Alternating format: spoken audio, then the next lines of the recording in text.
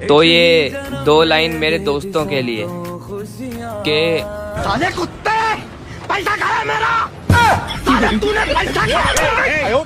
दिल टूट सा गया मेरा जब पड़ोसियों ने वाईफाई का पासवर्ड चेंज कर दिया। जो रोज कहती थी फोन मत करो पढ़ाई कर रही हूँ, आज वो भी फेल हो गई। हम लड़के हैं जनाब, हमें अपने घर से ही दूर जाना पड़ता है सिगरेट पीने के लिए।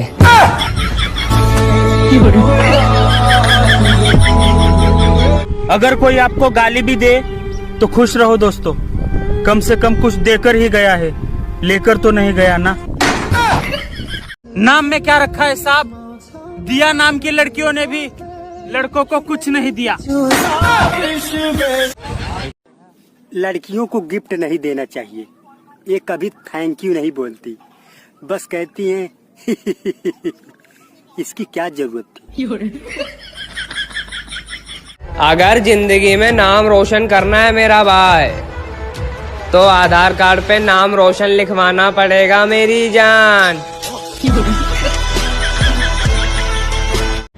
जिन लड़कियों की सुबह आंख नहीं खुलती वो अपना नंबर मुझे दे दे, मैं उठा दिया करूंगा।